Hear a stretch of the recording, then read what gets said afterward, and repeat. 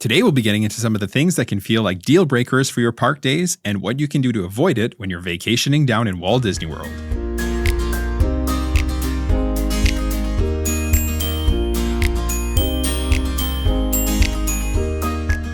Hello and welcome to the Let's Go to Disney podcast. I'm Oliver. And I'm Lucy. Today is Sunday, May 3rd, and you're listening to episode 138, Disney Deal Breakers and How to Avoid Them. Before we get into today's main topic, here's what's going on in the parks right now. It was halfway to Halloween this week, and Disney dropped some news about Mickey's Not-So-Scary Halloween Party for 2026. The events will run from August 7th through October 31st, and tickets are set to go on sale this week. That's May 5th, which is today as this episode airs, and that's for guests with Disney Resort reservations. Now, May 12th is going to be for everybody else. So if you're not staying at a Disney resort or you don't have that booked yet, May 12th is when you're going to be able to buy your tickets. Typically speaking, Halloween and the first party of the year, so that's going to be August 7th, are the first to sell out. Halloween is for obvious reasons, right? Everyone wants to go on the actual holiday. And the first party is because everyone, including content creators, want to experience the first event of the year just to cover everything, right? Yeah. And we watch them too, right? We appreciate them actually because they kind of give us the scoop. We're not local, so we can't. We will be going at some point this year, but we're not going to be there on day one. Yeah. Outside of that, tickets will likely hang around for a while, right? Meaning they're going to be available to buy for a little bit. But don't delay if you already know your travel dates, right? Because they do sell out. Like it takes a little bit longer than Oogie Boogie Bash over at Disneyland, but it does happen eventually. Yep. So yeah, don't delay too long. Especially specific dates, like you said. Yeah. We also got a sneak peek at some of the merchandise that's going to be available for just the Halloween season in general, including Mickey's Not So Scary and then also Oogie Boogie Bash over at Disneyland. And yeah, it just looks awesome as always. There's a crew neck, like a black crew neck for Mickey's Not So Scary that I have my eye on. So yeah, that's a maybe for me. My Halloween ears that I've had now for a couple of years are so some of my favorite things I have. For sure. And I have that cream colored shirt too. Yeah, that's a nice one too, where they're really all pumpkins and stuff. Yeah. Disney also announced the dates for the 2026 Epcot Food and Wine Festival, and it's going to run from August 27th through November 21st. And we can expect returning favorites, right? That's for treats. And of course, there's always like like returning treats, right? And the new ones. And then, of course, like there's going to be, a Meals Fromage Montage, the Hide and Squeak Scavenger Hunt, the Eat to the Beat concert series. All of that is expected to return. And yeah, this is our favorite festival when it comes to food alone. And I can't wait to head to the party this year. I'll be definitely going in September, and then hopefully we go again as a family in October. Yes. I literally love this time of year because food and wine, right? And Mickey's Not So Scary are literally probably two of my favorite things to do at Walt Disney World outside of the Christmas season. And yeah, I just love like the Cadaver Dance, the Hitchhiking Ghosts. The parade is amazing, like with the gravediggers dragging the shuttles with the sparks. Yeah, it's just so fun. So good. And all the cheese at food and wine. Yeah, I love all of it. Yep. Agreed. Disney also announced that a new ferry boat will join the fleet of boats that travel between the TTC and Magic Kingdom. The new boat, the Meg Gilbert Crofton, will join the fleet next year, increasing current capacity from 3 to 4. The Rock and Roller Coaster starring the Muppets retheme is coming right along. It's still set for its May 26th opening, which is just around the corner at this point. So if you have a trip planned or lined up soon, make sure that you head on over there to see that refreshed attraction. The new annual pass holder magnet is available at Epcot at Creation Shop. It features Buzz and Woody. This is another one we won't get, unfortunately, but it is super cute. I'm assuming Buzz and Woody because of the Toy Story 5 coming out probably. Exactly, on June. Yeah. I think it's June 19th, so it's coming up fast. Yeah. So make sure to pick yours up if you are at Epcot in the next several weeks. Yeah. Haunted Mansion is getting an exterior refurbishment. There is a large screen and scaffolding up around the attraction. As of this recording, it is still operating like normal despite the exterior work. It is possible that an interior refurbishment will follow, but we will let you know when we learn more about that one. Yeah, exactly. And then for us, baseball season is in full swing again starting this week. This means that every single day in the week is spoken for between like baseball and dance, swimming, scouts. It's just, it's nonstop for us. Yeah, our son is in a higher league for baseball. So he's got like 2 practices, 2 games. It's just, it's intense for sure. For sure. And then, of course, it's competition season for our daughter Sophia with dance, and that's ramping up as well. We've already done one competition. We got another one coming up on Thursday here. Yeah. And then it kind of chills out for a little bit until her recital at the beginning of June, actually. Yeah, that's right. And then we're done with dance for maybe a month. And then she goes into summer stuff. in late August. Yeah. Our schedule is honestly a bit of a mess right now, and we're going to be separated a lot, driving the 2 kids to all of their activities in the next 2 months. Thank God for my parents as well. They are also around and are very hands-on Yep. and are willing to help us out whenever we need to. Yeah, and if nothing else, just to come hang out and watch the games. Yes, and they actually love watching them play baseball, so they get a real thrill out of it. Yep. May and June are definitely our busiest month in the last few years. Really, it's really ramped up for us. It actually beats out the Christmas season easily for us as the busiest time. In terms of schedule busyness, for sure. Yeah, absolutely. No doubt about that.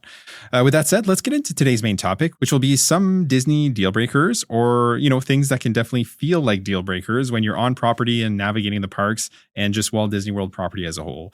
Of course, we're not going to leave you hanging, though. We'll get into some of the things that you could do to avoid or mitigate that in the future or just avoid them in the first place. We've broached this topic before, more from a standpoint of what to do when things go wrong, which is obviously somewhat inevitable. We talk about that too, but some things are just out of your control.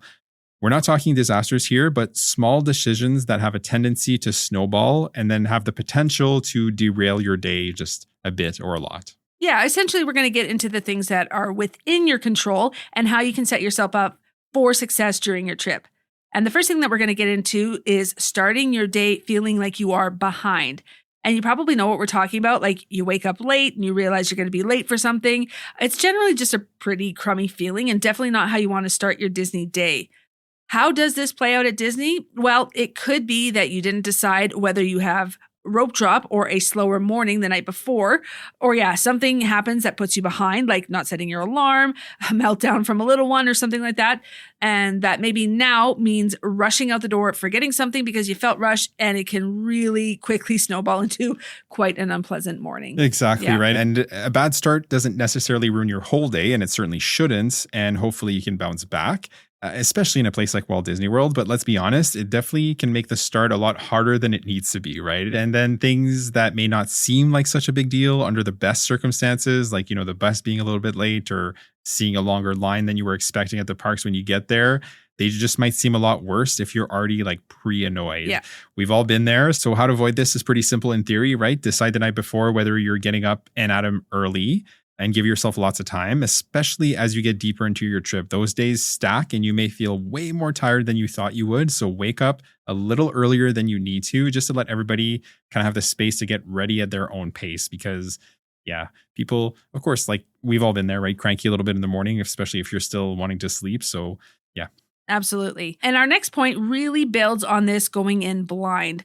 So, we're big advocates about planning. And if you go into your Walt Disney World vacation with no plan, that's honestly just a recipe for disappointment. This, unfortunately, may be a deal breaker for some folks, and it's sad. So friends of ours, this was their experience. They arrived at the park around 10 a.m. on their first day and were shocked to see the long lines. And then they looked at the lightning lanes, and when they purchased at midday, lightning lanes were already largely booked up and unfortunately left them with a really sour experience at Walt Disney World. And really, this kind of thing can be totally avoided with some preparation leading up to your trip. Yeah, for sure. And, we say friends of ours, but at the end of the day, not everybody sits down with us and gets a lay of the land of how things operate at Walt Disney World. And we're not ones to pry, but if people ask, we'll definitely give them our best advice, right? Or some best practices. But if you go into your trip or your day with no priorities in terms of attractions or shows and kind of no general direction, and you're kind of reacting to everything instead of following at least a loose plan, it's a recipe for disappointment, like Lucy was saying. Not that you can't be spontaneous and have a great time, but if you have like sky high expectations and no plan, those things generally don't mesh well. Long story short, you don't need a perfect or like a down to the minute plan. You need, let's say, like a starting point and then the loose outline of a plan. You should at the very least know which park you're going to be heading into and whether or not you will be purchasing lightning lanes, right? If you're staying on property, you're going to want to figure that at least a couple of weeks in advance because you're going to want to plan around that because you can book them at 7 days, right? You should plan a couple of places that you may want to stop and eat. And if you're interested in any of the more popular dining options around property, we talk about these all the time, like Space 220, Topolino's Breakfast, Storybook Dining, right? You're going to want to plan for that at least 3 months in advance or so, right? Just to give you some time to think about it. And then at 60 days, you're going to want to make those bookings. Absolutely. Honestly, the more you prepare in advance, the less you have to figure out on the fly. And then you can actually just spend your time enjoying everything that Walt Disney World has to offer. Another thing that seems like a deal breaker is doing the right things, but at the wrong time. So to put this in context, think the most popular attractions at peak times, like mid-morning or mid-afternoon, or eating lunch right around noon and then dinner right around 6 p.m. The fact of the matter is, whenever seems like the most convenient to do these types of things, we promise you several thousand people are also probably thinking the exact same thing that you are. Exactly. And if you don't mind braving the crowds and forever lines, that could be totally fine. But if you want to avoid at least some lines, there are ways of reducing your wait time. So for rides, this could be rope dropping your favorite. And if you're there early enough, you almost certainly will have a very low wait, if not a walk-on. Yeah, that's right. Or, if you wait to ride a certain attraction during dips and wait times, that's also a good strategy. So this could be during the Festival of Fantasy Parade at Magic Kingdom, for example. This is a good time to jump in line for pretty much any ride in the park, like Seven Dwarfs Mine Train. Or, for example, during fireworks, if you've already seen them during your trip or something like that. We wouldn't suggest this for first-time guests, right? So if you've not seen Happily Ever After, you should absolutely go see it. But, let's say you had 2 Magic Kingdom days, you've already seen the fireworks. There's no denying that wait times will dip during fireworks. Absolutely. We're not saying you need to do this for every single offering for like the entirety of your day or your trip. But if you can use a couple of these strategies just to save some time waiting in line, it's going to save that patience for other things in your day that you might need it for. The next deal breaker is your dining strategy just slowing you way down. And this ties into what we were saying earlier about planning ahead, but it goes the other way too, right? Planning too much. So we often say that making more than one table service reservation during the day is overkill. It's going to chew up a lot of your time, and it's also going to get expensive really quickly. So we highly recommend only making one table service reservation per day maximum. Yeah, that's right. And then on the other side of that, it's not planning anything. So like we were saying earlier, having a couple of places that you'd be happy to stop at because you checked out the menu ahead of time will not only save you time, but also decision fatigue during your day and then just the whole trip in general. If you start wandering around at mealtime when everybody is tired, hot, and hungry, that's honestly a recipe for an argument if there ever was one. We have seen those before. For sure. They're hilarious to watch if you're not involved. If it's not you, yeah, exactly. But it could just easily be you. For sure. So again, just a little bit of planning goes a long way. We say this a lot too, use mobile order. I can imagine it would be ultra frustrating if you were waiting in a long line. Meanwhile, you just keep seeing people walk up with their mobile devices and picking up their meals pretty much right away. Yeah. So just don't let that be you. Mobile order, sit down with some water while you wait, and then go pick it up when it's ready. You'll all be better off for it. I can almost guarantee you that. Yes, exactly. Your dining strategy should complement your day, right? It shouldn't control your day. Now, the next deal breaker is ignoring energy levels. So if you push your family to their breaking point, even with the best intentions, that can really put a damper on your day and if you're not your trip as a whole, right? So if you don't take the time to rest when you need it, you're almost certainly going to pay for that at some point. Sometimes when everyone is like just tired and irritable, the best thing you can do for everybody is just take that break. This can be as simple as just sitting down for an hour or more at a table service restaurant, right? The air conditioning, the cold bevies, and just a good meal can really make a world of difference. If you're staying on property, you can head back to your resort, right? Just have some quiet time in your room, or you can head to the pool and cool down, or just sit down by the pool with a book and just read for a bit, right? Whatever you need to just kind of like rest and reset is likely a really good idea. Absolutely. The parks are amazing and so much fun, but they are also very busy, hectic, and hot. So a break can be an honest to gosh godsend. Pushing through fatigue can really make a couple of people, if not your whole party, absolutely miserable, especially when you're there for several days into your trip and you've stacked several long days. This is where a good day can turn into a bad day pretty quickly. 100%. Absolutely. Yeah. The next deal breaker is ignoring transportation. Walt Disney World has an extensive complimentary transportation system, and you should have at least a loose idea of how it works to maximize your time. So between the buses, boats, monorail, and Skyliner, there's a lot going on.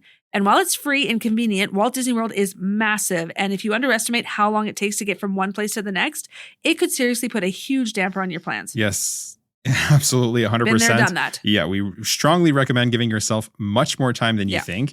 We've been stung by this several times, right? Trying to make lightning lanes or dining reservations. Where we think, we have so much time. But yeah, then you realize you don't, right? Yeah. A good rule of thumb here is to give yourself like 90 minutes, I would say, to get from point A to point B, just to be on the safe side. You don't want to like miss a dining reservation or just feel rushed in general, right? It's not a good feeling.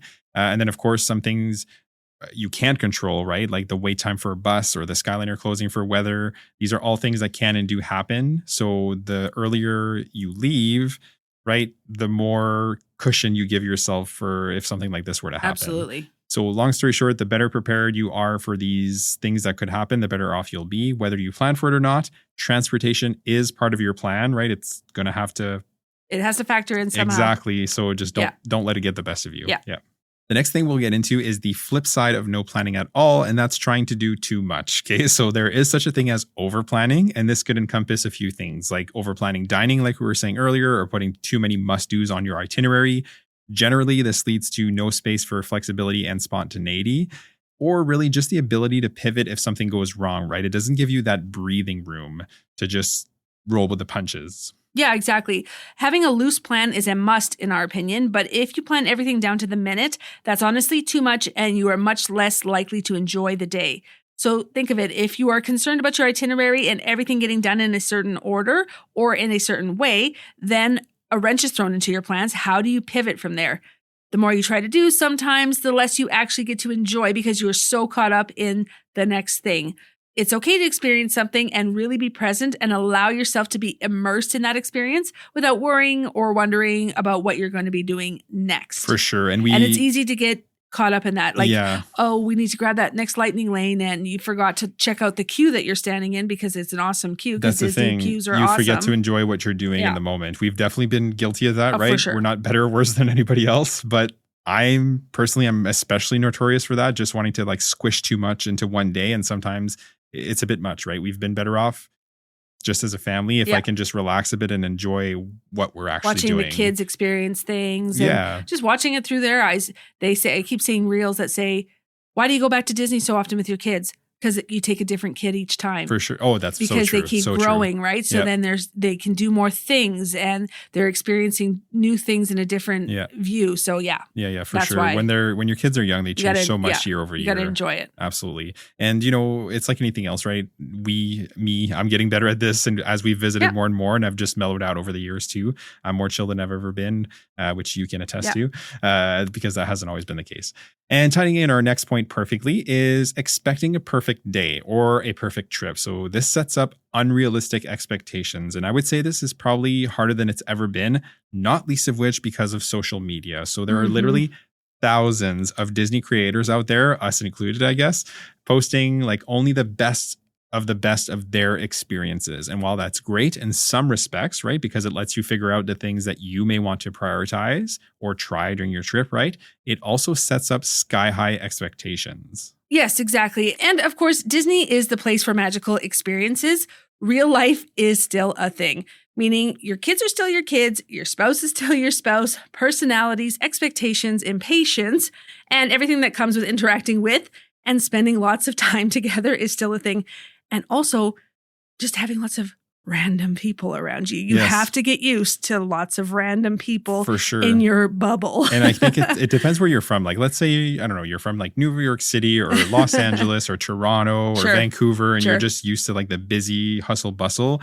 It might not be like such a difference, right? But for us, like us prairie folk that are used to open space and skies and like we're from Regina, Saskatchewan, which, it's still a city, like 200,000 people live here, but it's very spread out, right? So going to Disney, you can sometimes feel a little bit like I always try and warn, especially my male friends who aren't big social guys, but their families are taking them to Disney. I always warn them, like, there's lots of people. Just remember to take deep breaths. Yeah, totally. And then beyond that, it's just expecting that everything is going to go smoothly on your trip the entire time.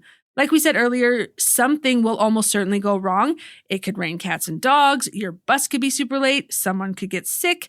Any one or some combination of these things could happen, and they do happen to people pretty frequently. For sure, right? So if you come in expecting perfection, that's a quick route to disappointment for sure. Disney is typically a lot more pleasant for everyone involved when you have at least a little bit of room for it to surprise you, right? Yeah. And not to sound like corny or anything, but there's literally magic hiding behind every corner. And that could happen at any time, especially when you're least expecting it. And when you're not looking for the perfect moment is sometimes exactly when it happens. So some of the things that stand out kind of for me is we were at Panchitos, which is the merchandise store at Coronado Springs. I stepped into a tape box on the floor. Oh, yeah. And some of you for sure know where I'm going with this, but just the cast members started cheering, right? So it took me a second to realize like where I had stepped, and I'm like, oh, okay, I see what's going on, right? But just like, where else does that happen? It's just so fun. And then one time you lost your mini ears on Remy's where we were walking down the World Showcase, like probably 15 minutes. We were almost back like near Canada and we realized, oh crap, we forgot the ears. So we double back. And then Amanda was the cast member. We spoke to her and then she found the ears, brought them back like a gift, like holding it out like, here you go. She was right? Great. She was awesome. I ended up losing those ones officially on Big Thunder. It made me sad, but it was on Big Thunder, remember? They were my favorite ones. That's okay. That's right. I forgot about that. But then, and then, our first trip with the kids post-pandemic, we were chosen as family of the day at Epcot on our Epcot day, which was, the kids just thought it was so amazing. And that one was so good because that was our first trip ever. Our daughter was actually quite sick with an infection. I think it was like a throat infection essentially when we first got there. And that was the first day she was actually feeling finally herself. The antibiotics had officially done their job. Yeah. And so just to be picked, it was just like a great way to almost like kick off the second part of our trip. Yeah. So it was perfect. For sure. I agree. And so long story short, these things tend to happen when you are least expecting it. And they really do add magic to the whole trip. And with that, to highlight which deal breaker typically gets us every single time, it's definitely trying to do too much. Like Oliver was saying, we have a tendency to make a list of all the things we want to do and see, and usually it's quite ambitious. Sometimes we get to do it all. Oftentimes we don't. And then sometimes we wind up going harder than we should. And you think we should have learned by now, but it still gets us sometimes for sure. Yeah, for sure. Like I said, right, I have a really hard time slowing down pretty much any time. And it is what it is. So if you had to nail down 3 of the top things that we mentioned today, what would they be? Start your day off with intention. So your morning should not be a question mark. You should know where you are heading to and how you are getting there and what's the first things you're going to want to do. Don't overplan. Prioritize 3 things that are a must and the rest is just cherry on top. And then do everyone a favor and build in a break. Those would be the top 3 for sure. For sure. That's fair. And I like that a lot. And I would agree with all of it, obviously. Yeah. But I will say, make sure that you have an outline for how you want your day to go. Learn the basics of transportation, right? I see a lot of people who underestimate transportation and they suffer for it later. So learning the basics is really going to make your trip just go so much smoother because, like you were saying earlier, like boats, buses, monorail, Skyliner. And the Skyliner connects certain resorts and certain parks. And you may think it connects you to a certain thing and it doesn't. That's the thing. And the monorail, certain resorts and Magic Kingdom and then Epcot. And you have to get off the one on the monorail resorts line. You have to get off of that at the TTC to get onto the Epcot line. Yes. There are things you have to know. You can't just expect that one monorail is going to take you to Epcot. You actually have to get off at TTC. That's right. And I see questions like that all the time. It's like, oh, can I take a bus from Riviera Resort to, I don't know, Beach Club? Yeah.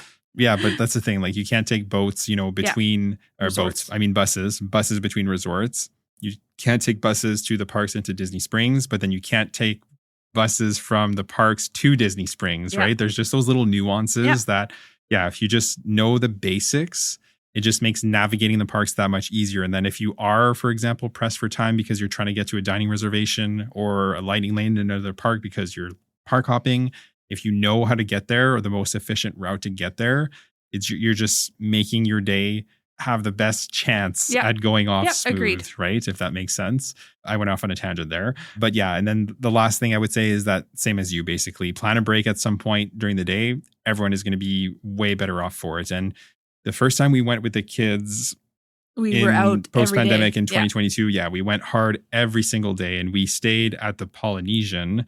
And it's unfortunate because we didn't even do a resort day there. And we're staying at the Poly, for Christ's sake. We should have maybe an hour of swimming time.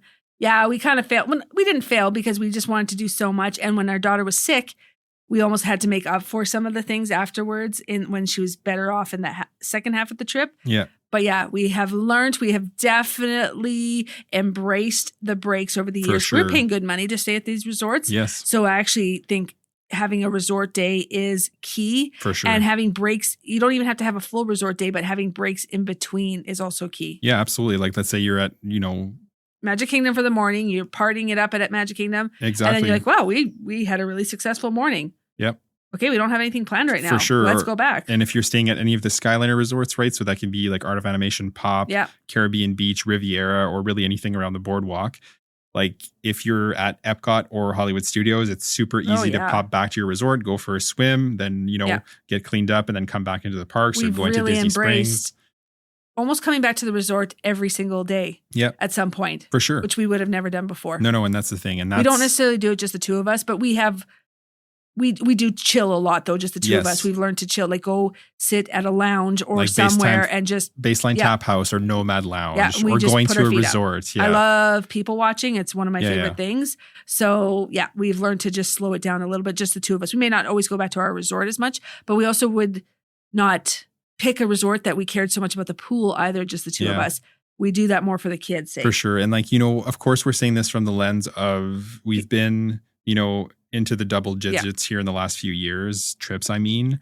So like if we had heard that on our first or second trip, would have been like, well, no, we want to go to the parks and we want to go hard all day, right? Back, So like if you're hearing this and you're like, well, no, I want to spend most of my time at the parks, I totally get that. Especially if you don't go as often as we do. We've just chosen that this is where our families do our trips for the foreseeable little future here. Just like some people go to Mexico twice a year. Yep. We've chosen Disney as our family escape, whether it's like a cruise or the Disney parks. Yeah, and some people, they go to Disney and like, I don't need to go again, or like, and that's totally cool. We'll go again in 5 years or whatever the thing is. But then, of course, you have people that, they get the bug, right? Mm-hmm. And I have several friends who have been to Disney since they've known me, and now they keep going back, right? Like a good friend of mine actually, now his wife is like always planning a Disney trip, and she's always planning Disney runs now to run Disney events. So it's a thing.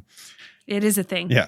All right. So with that said, thank you for joining us today to talk Disney. If you haven't already, make sure to subscribe to the podcast so you don't miss any future episodes. And as always, if you could leave us a rating and review, it would be greatly appreciated. If you choose to do so, you can leave reviews right on Apple Podcasts. And for Spotify, you can leave a rating. You can also find us on Instagram and TikTok at letsgo.to-disney, as well as on our Facebook page, Let's Go to Disney. We share some helpful reels here as well as some fun ones. The link tree in the show notes will take you to all of our socials. Have a great day, and we'll see you real soon.